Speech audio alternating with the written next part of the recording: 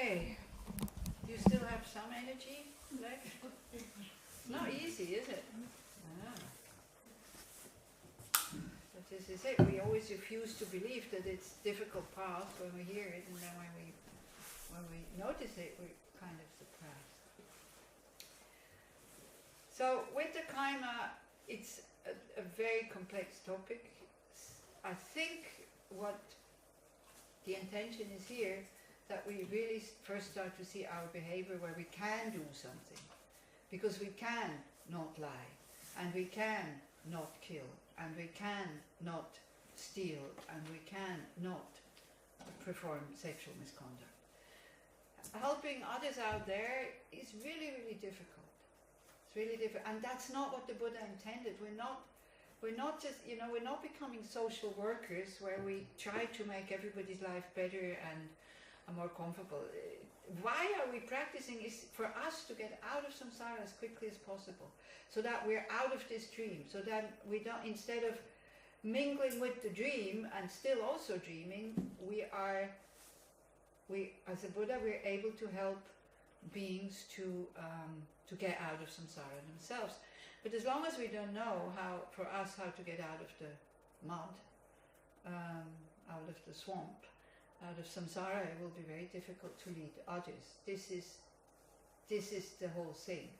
Of course, it's great also to help as long as you can, but we become aware that one thing is we're very limited, and secondly, will the help really bring what we want it to bring? Like, you can save somebody's life, and then he goes and kills 10 people because he's a terrorist. Don't know. We don't know. Will it be beneficial that he kills these 10 people? Might be beneficial, who knows? I mean, if you look, I know this is a terrible thing to say, but I'm still going to say it, so please forgive me. But you know the state of Israel, if there wouldn't have been a Holocaust, I don't know if it would have come about so easily. I'm not sure. If the whole UN would have agreed so quickly, because everybody had a bad conscience. Don't know. I'm not saying it would not have, I'm just saying I don't know. So I'm not saying we should make Holocaust so people get their country. It's not, please don't, try to understand what I really want to say. So for us, for the moment, right now, it is to take care of these actions. So then at least we don't destroy anybody's peace of mind, and also we don't turn ourselves into victims.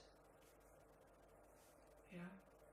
And you were talking to Zopa, like about your friend, that just send him good energy, and in your purification visualize him next to you and all this. Sometimes something changes, sometimes it really does reach them. So at least we try, instead of just say, it doesn't work. And then what can we lose if we try? So it might work.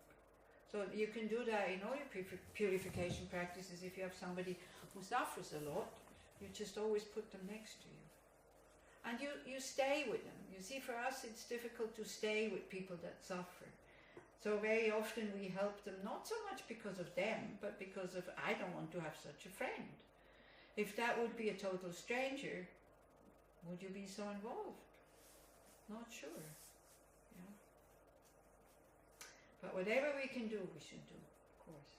But the idea behind all this is not to go around and help people in their samsaric happiness. It's about to attain enlightenment. Then you could ask, well, how is the Buddha benefiting me at the moment? Well, the Buddha is benefiting us at the moment to serve as a support.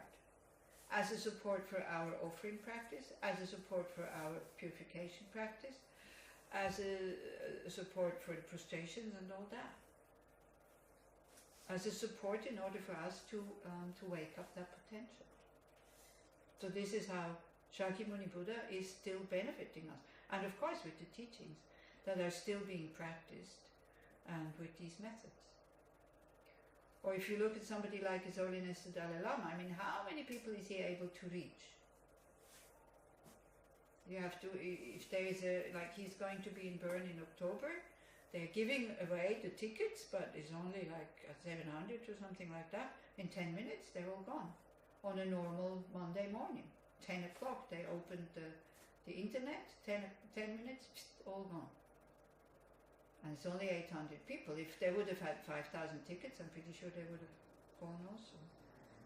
So why? Because he seems to have something that other people don't have.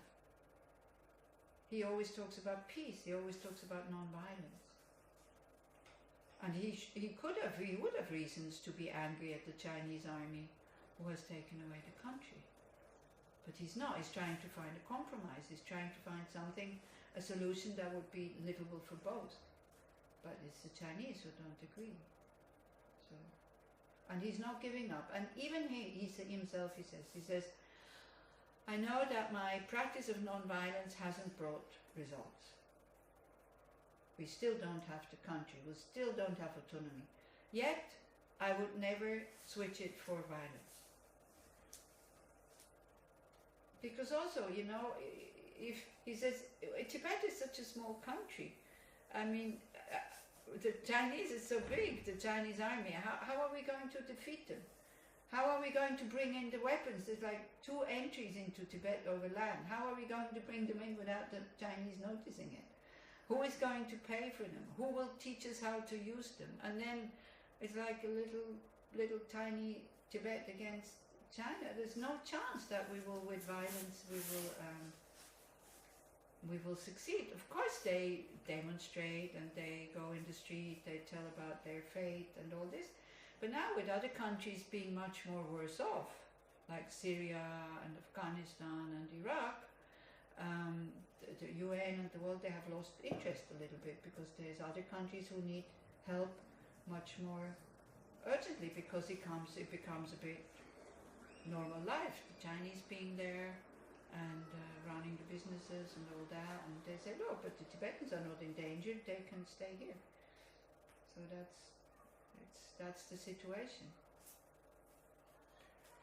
So this is why His Holiness is so interested in Israel and the Jewish people, how they were able to uphold their tradition for so many thousands of years without having a country.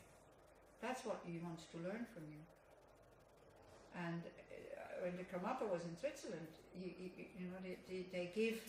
started to give specific talks to the Tibetans.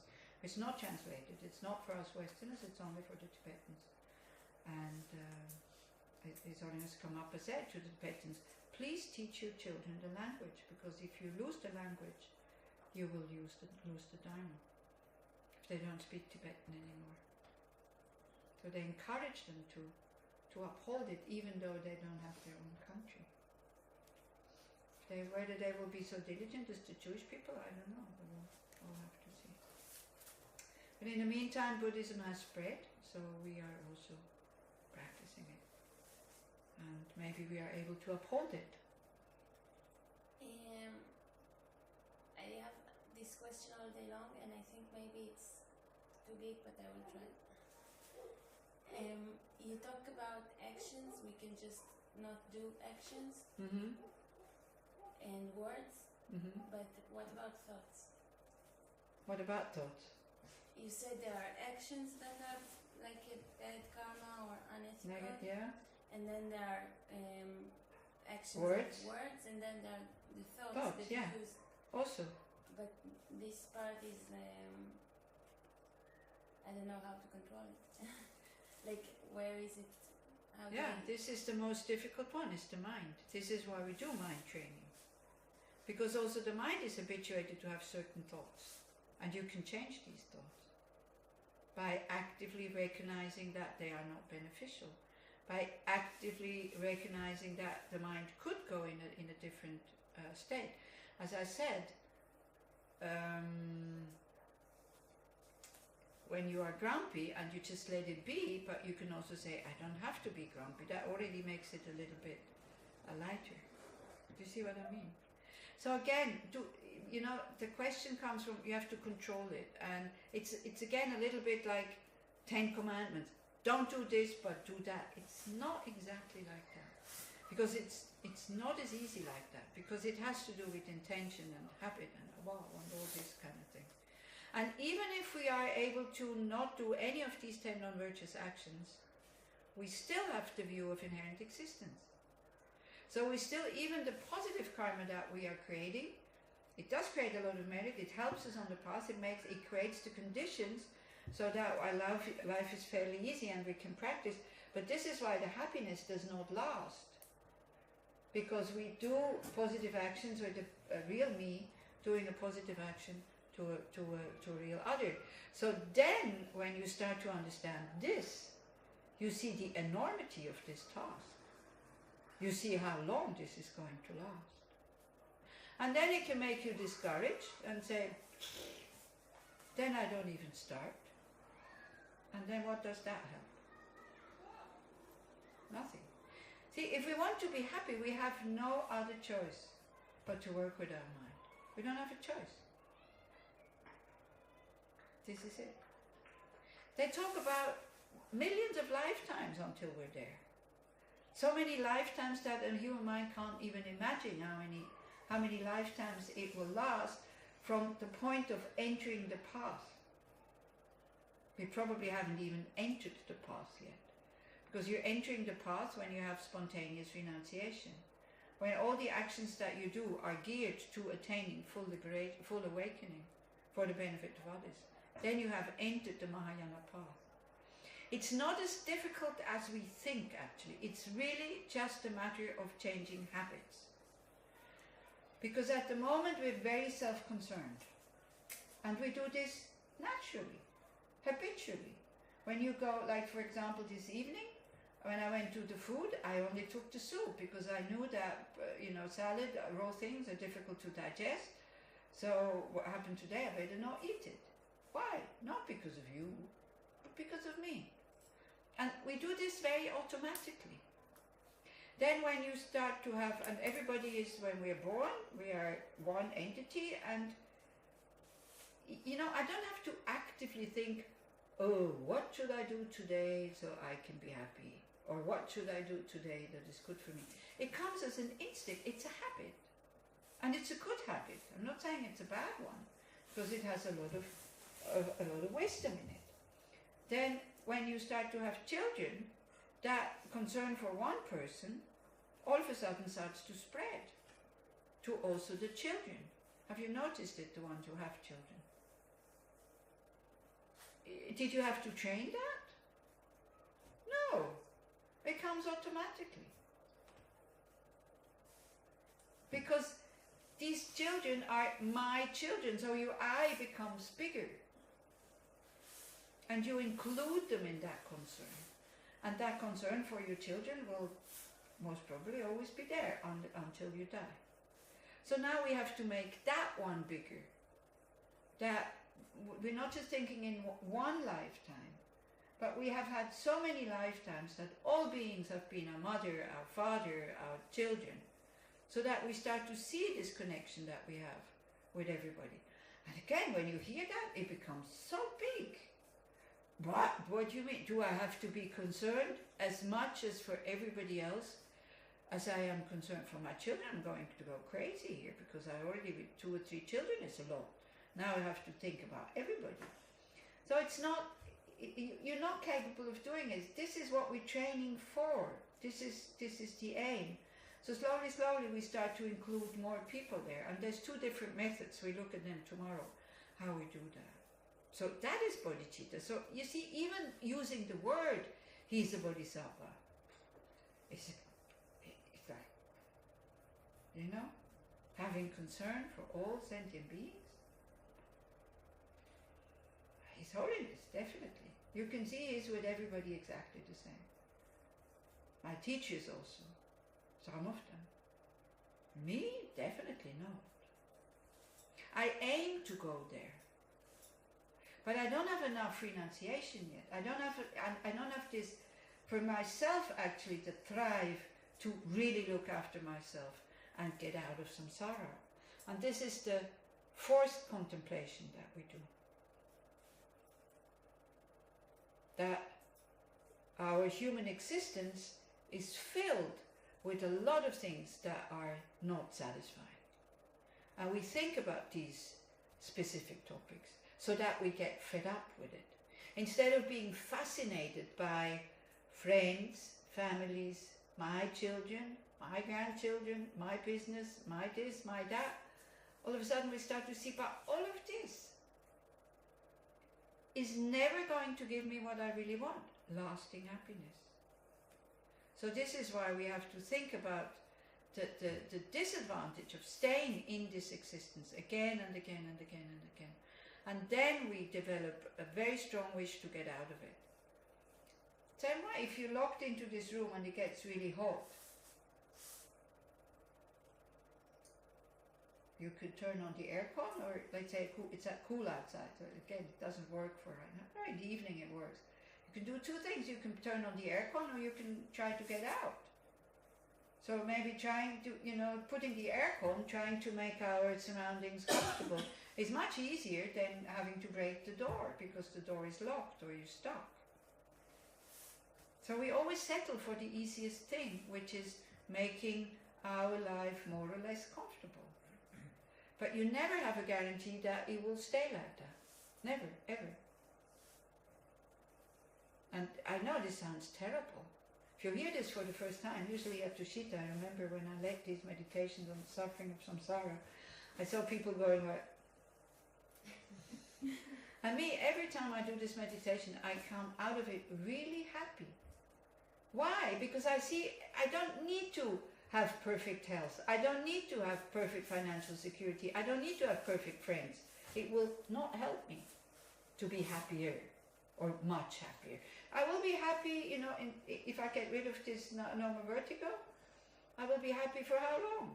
And another problem comes up. This is it. You haven't had it anymore. You have no more problems now. Would you think you were really that much happier? No, really. That's the thing. You see, all these efforts that we are trying to make outside there, they don't really give us what we want. We need to know the causes for the suffering, and then we need to have the wish to get out of it and to start to use antidotes. And I'm not there, to be honest. Yeah, theoretically, but at least it's already good.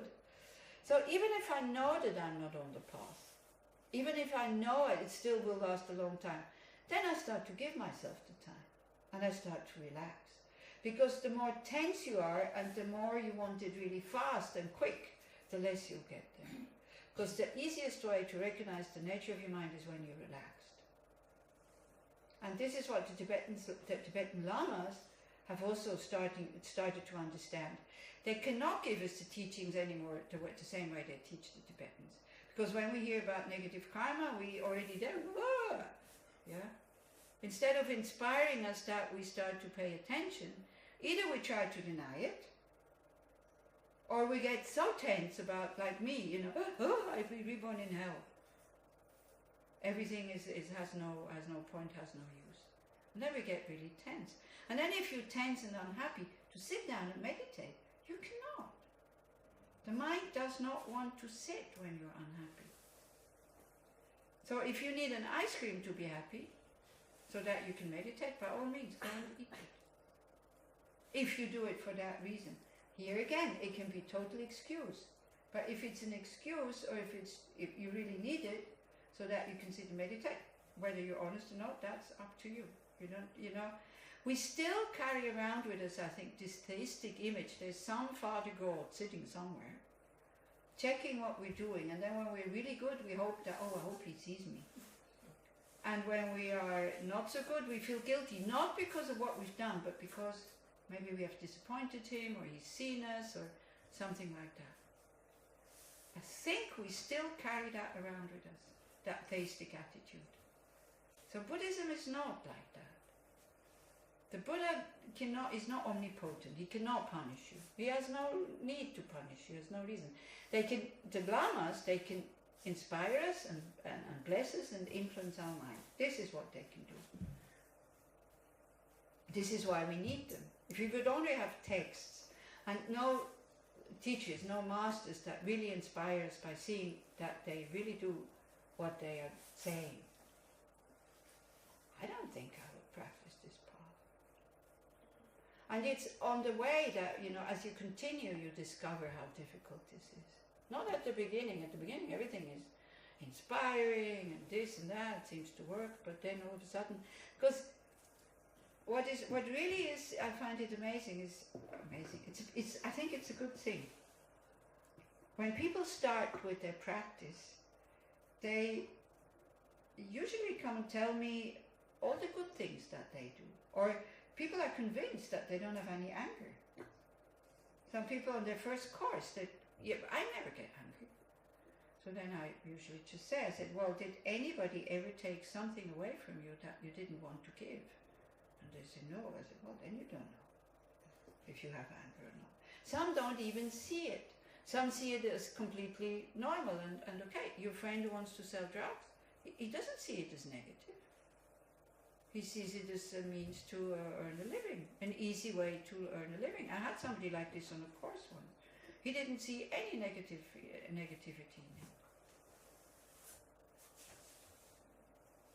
But then we talked about it in length. Actually, it was quite amazing. I don't know what happened to him in the meantime, because he had like lots of hair, like Rasta hair. You know, I don't know how many kilos. Oh, right. What made the change? Impermanence and death. So after the meditation on impermanence and death, he disappeared. Next morning he comes with, not with a shaved head, with a totally normal haircut. And I looked at him and I was in the teaching and he just entered. At first I didn't even recognize him. Not the extreme of shaved, but normal haircut. Like, what's your name? Me? Yeah. Tal. Like Tal. Total normal haircut. So then I asked him after, what happened? And he said, well, you know, this impermanence and death. And when we looked at what will help me at the time of death, I saw my attachment. I saw my attachment to my hair. I saw my attachment to my big car that I buy with the drug money. I see my attachment to my girlfriend. And he said, and I did not want to die with that attachment. So he actually went to cut his hair, and then he offered it to the Buddha in a very nice way, without having being taught. Then when the course was finished, he came down to the library to get Son of Rinpoche's teachings, and it was still in the old library, and there was always a lot of people, like the class was packed. And he came late, and Geshe-la, he wanted to sit at the door. Geshe-la sees him, and he calls him in, and he tells him to sit down in front of him. And a few weeks later, I heard that he had made the decision to travel to Tibet. There's a big chance that he doesn't earn his living anymore with that. You see, we can try to convince them and nothing goes. But sometimes it needs one thing that really goes in. Like he seeing his attachment for his hair. And then he said, when I saw him again like 2 weeks later, and I found out he wanted to go to Tibet, he said, you know what? It's so nice. Everybody talks to me in a normal way. Mm-hmm. Before they were always looking at me a little bit like. So he found out being normal is actually quite nice. Much easier. So that, for example, it can happen like this. We never know. Because the potential we all have. The potential to be good we all have. And I think also the wish to be good we all have. Sometimes it's just not very strong. So the wish to get out of samsara will come when we understand that samsara is not a pleasure grove. But at the moment we have our karma is such that everything pretty much goes the way we want it to go. In your private life, I think. Maybe not, I'm not sure, but for some of you. Friends, family as well, children, job, money. So then the wish not to find that in another life is very, very weak. And I think it comes because we don't think about impermanence and death, because we're sure, me also, I have this really strange security and certainty that I will be reborn as a human. Although I teach so many times, at the time of death is crucial what kind of mind state you have. And I see in what kind of mind states I can go sometimes. So I don't know, I have no guarantee that I will die with peaceful mind. So this is why now when we have difficult situations, we use it as a practice. And I was saying on the way down, actually having panic attacks now is perfect. Because then you can train not to panic because of the panic. Because you might have a panic attack at the time of death. When you realize that you're losing everything that you put your hopes on to make you happy, and that you won't be able to take it along with you. So the dissatisfaction of samsara, or the sufferings of samsara, is also put into, I won't take you too long, keep you too long, because that also is like, at the beginning you're like, what? I'm happy, I don't suffer. So the Buddha doesn't say you are suffering. The Buddha says, hey look, this is present in your life and this is not satisfying. For example, the suffering of pain. Now we're all tired at the moment. It's not very satisfying. It would be much nicer to be fresh. If you have pain in your body, this is why you move. This is why you don't sit in full lotus, because you don't like the pain in your body. Then sometimes the pain in the mind, where you get sick, and the fear of getting it's getting worse, and not finding a cure, losing everything at the time of death. Suffering of pain. We don't like it. Netta said, death is okay, but I'm afraid of pain. Although these days they can do a lot with pain relief, but still, the mind might produce pain even though there's no pain in the body, because it's the karma to have pain. Does it burn? Does it hurt? Huh? You reminded me. Oh, okay. So this one we understand. Suffering of pain, we understand the suffering. Yeah, it's undesirable, so we try to do something about it. But we're doing the wrong things. Instead of why do we have suffering of body? Why? Aging. Huh? Aging, isn't it? Because we have a body. If we wouldn't crave for a body, now again, it's a good thing to have a human body, but there's something better, which is a Buddha's body, which is made out of light, which doesn't need any care. When these Buddhas take on human bodies, they do it out of compassion, and not because they want to come and eat an ice cream, because in their Buddha body, they cannot eat the ice cream. Do you see what I mean? We get a body because we're in the desire realm, we like pleasures. So in order to experience pleasures, we need a body. Because most of the pleasures that we have come from nice sounds, music, nice tastes. We need a tongue. Music, we need ears. Nice forms, we need eyes. Nice touches, we need the skin, the nerves in the skin, sensory, the senses who pick it up. What nice smells. Wow, how much money is earned with because we want nice smells. The body itself doesn't smell nice, so we just spray. We cover up the nature of the body because the body stinks. And then we think, somebody comes with a lot of perfume, or maybe not a lot because that's also not nice, but the right amount of, wow, you smell nice. You don't smell nice. It's the perfume that smells nice. So this we understand. Suffering of pain. Pain in the body because we have a body that through attachment, we get the body again and again and again and again in each lifetime. Having a human body is great because it's with this human body we can make progress on the path. If we use it for that, if we just use the human body to have pleasure, or even just to help others in their worldly activities, it will not get us to enlightenment. It will create a lot of positive energy, but it's not enough. We need to go further than that, because then we have the suffering of change. And that we don't even see as suffering. Suffering of change means everything always falls apart. Whatever we build up falls apart. Whomever we meet, we will separate. Whoever was born will have to die. Whatever we build up collapses at one point. Even if you renovate, like at the moment they're renovating here, you see how the buildings look when they don't renovate. And then the other buildings look as if they, by their own force, they stay like this. They don't. It needs a lot of effort to keep things up. Everything changes. Everything goes out of existence. Everything that creates pleasure at one point becomes painful. Now again, don't look at me so depressed. It's okay. It actually it's a good thing. Because then we can let go of these expectations and we don't get disappointed again and again and again and again and again. We live much freer, because if something gives us happiness, great. If something doesn't give us happiness, so what? It's not in their nature to give us happiness, so it's fine. So become much more relaxed. You see, people who go like, oh, life is so wonderful and it's magic and it's all this. If you look at them, they're quite unstable.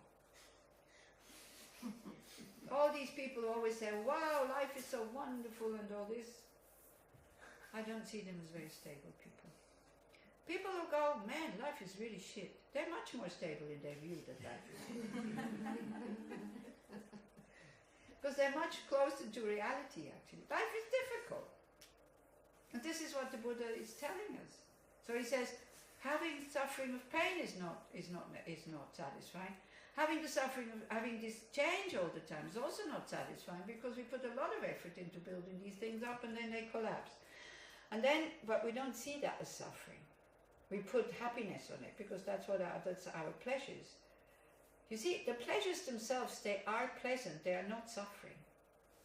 But they lead to suffering because we project happiness in them, and then we need to repeat and to repeat and to repeat. And it never gives us the satisfaction that we want. Never, ever. We have consumed so much already, so much music, so much good taste, so much nice touches. Are we one step closer to lasting contentment? We get further and further and further away from it, because we need more refined and more refined and more refined things. This is why people can always come up with new music. Because it's not satisfying. This is why they can make new one. If some of these external things would be satisfying, it could be the one thing. We could always consume the same thing.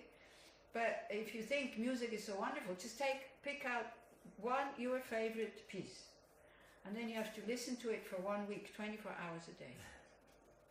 You will see what happens. It becomes torture. Why is it still pleasant? Because we change. Change. If we would see the suffering of change, we can only see it when we don't have the ability to change anymore. And then old age becomes very sad. If you only find happiness and relaxation in outside things, like sports, dancing, taste, touch, all these kind of things, they're not available to you anymore as you get older, because the senses decrease. Also the tongue. I don't have the same taste anymore. I eat the same thing. I know it doesn't taste the same way. I don't think you have that already. I'm a nutritionist. You already have it? No, I'm just a nutritionist, so we study about these things. Huh? I'm a nutritionist, so we study about these things. Oh, I see that when you're old, like the taste buds, they lose their power. So you see, if somebody cooks for you and they're very old and there's too much salt or too much, it's not that they don't taste it. Or if old person's apartment smells bad, they don't smell it. That's why it doesn't disturb them. So if you have all your pleasures or your happy moments is from external objects, that's very dangerous. Because then what will you do then? But if you have discovered the pleasant mind of being peaceful and relaxed and full of love for somebody who's far away, it doesn't matter. You don't need to possess them. Then you're not dependent on these things. If you know how to create a joyful situation about everything, be it difficult or easy, that's it. But we need to train that. It doesn't come easy because habitually our mind is not going that way. Our mind wants it easy. But if you have an easy life, you know what happens? Don't appreciate them. Huh? You get mad because of fires. You got mad because of? Fires. Fire, yeah, for example. You get mad because of a 5-minute fire. Or you get depressed. Bored. Blasé. That's the Gaudrians. Blasé. Oh, this? Yeah, I had that before. The North Pole? I've been there. Been there, seen that, done that. Finding no more stimulation in these things. Because they consume just about everything and they can't go any further. Whereas if you make music and you make the music in order to make somebody happy, that's different.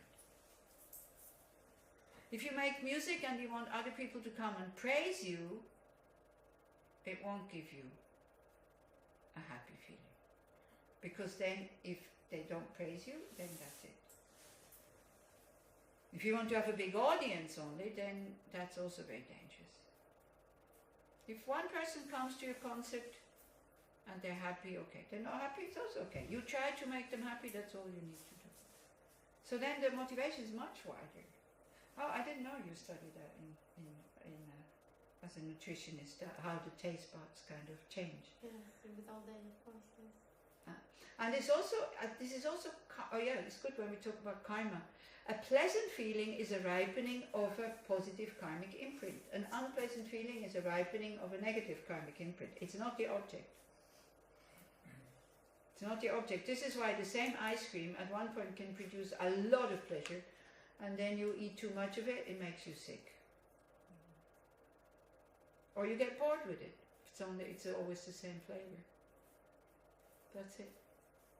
And it changes in our life, you know. As kids, maybe you hate spinach, and all of a sudden you love spinach. So it's not the spinach. It can't be the spinach. It wouldn't make sense. So suffering of change. Everything always falls apart. Then there is the third suffering, which is called the all-pervasive conditioned suffering. That means 24 hours a day, we carry along with us the potential to go from a very happy state into totally devastated or very sick or dead or whatever. The potential is always there. That body is so fragile. The mind is so fragile. Somebody looks at you the wrong way. Somebody says to you the wrong thing. Heart is closed and that's it. Finished with the happiness. You make a project. If you make a project and you ask everybody what you think, don't, because people will say what they think, and people will actually point out what they think is not good, unless it's something really inspiring. But if it's something that is just for you, you will get disappointed. They might even want to help you, but this is what they will do. They will say, oh, I don't like this, oh look, this is not very nice. And do you ever ask your people about your music, Itai? Yes. And what they say? It's nice. Huh? They say it's nice. They say it's nice, okay. That's My mother criticized me. Oh, okay. They are polite. Polite, maybe. Yeah, very often if you're very excited about something and you open it up to others, what do you think?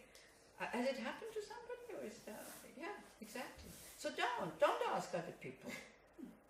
If you think that's it, this is what I want to do, don't ask them. Or be prepared that they will criticize you. Because usually it's like, 10 people say it's great, one person say it's not good, boom, then the whole happiness falls apart about the project. I believe in music that you need to not to think about what people will say. Yeah. But you need to be. You need to be the music. Yes, you need to be to find the truth in yourself and to put it in your music. You know, Itai, what I was a bit concerned about is like you're a musician, you like music. If you do long silent retreats, that music will come and bother you. It is such a hindrance. When I was still a lay person, I listened to music all the time, especially classical music. In the silent, longer Vipassana retreats with Antonio 1 month, I couldn't get rid of it in the head. These tunes kept playing. I had music in my head today. Yeah, and it disturbs. It disturbs. It takes away. It covers the awareness. And this, when people do longer retreats, or when they have played music or listened a lot. I just listened to music because I loved music.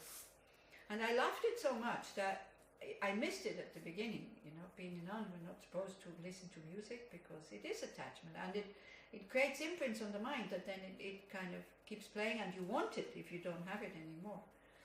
I think that I had this, the same as people have with the smartphone today. I had this with the music. Whenever I was, there was something that would play music, and wherever I was present, the music was on. The music would play. Car, kitchen, living room, wherever.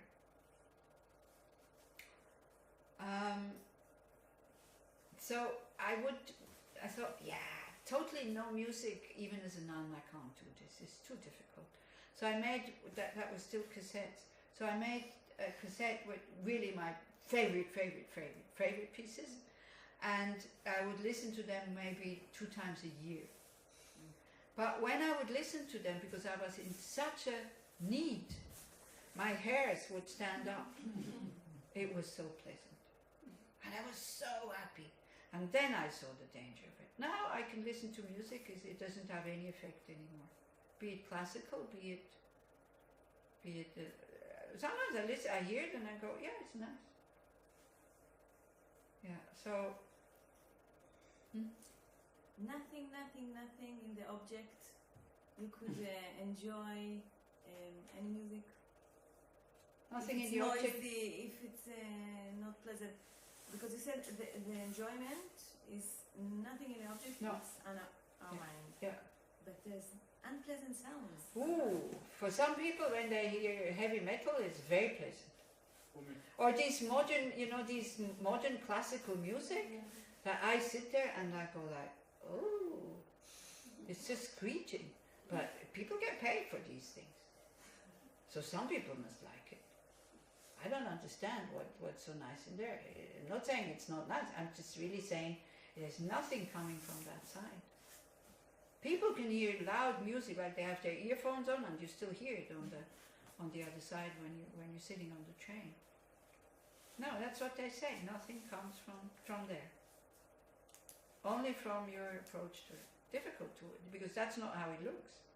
Yeah. Also, but we have our senses, and there are things that are like something very warm is unpleasant because of the condition of our body. It's limited. So there are conditions or characteristics of the object that are pleasant, like if it's too warm or too cold. Well, I guess if it injures the body, then of course there's pain. If it injures the body. But you don't have to feel it. They say that above a certain level of decibels, it starts impairing your hearing. But this is a level that many teenagers and people listen all the time, and they're not aware of the long-term effects. So. And also with heat and cold, some people like hot, some other people like cold. So what is it? We have the same bodies. Like too cold, too hot. Yeah. If it creates pain, then it creates pain. Of course. But still you need the body, this kind of body, to say it is too hot for your body. Perhaps and for the another body is creature. a result of karma. So the body is a result of karma. And this kind of body, this is not the temperature of 50 degrees. Perhaps for other creature it is like a warm bath. Yeah. We don't know. If you put an ice bear here, he would die. But if you put us into the North Pole, we would die. Do you see what I mean? Yes. Is that answering your question? I think so. Maybe because we have the body because of karma. Yeah. So also this body is karma. Yes. It's also created by karma. That we have certain likings and certain dislikings, and this we can stand and this we cannot stand, and all that. So I know that when you hear all this, it sounds as if we're totally caught in that. But we can make choices, and the choice is the more aware you are what you're about to do, the more you, as we said at the beginning, you have to tame the mind through ethical conduct. How do you do that? By doing mindfulness meditation, by seeing what comes up in the mind. Most of the time we see it when it's far too late, it's already gone, the act is already done. The guilty feelings that we have, they come when the act is already done. There's no point. We should have a guilt feeling before.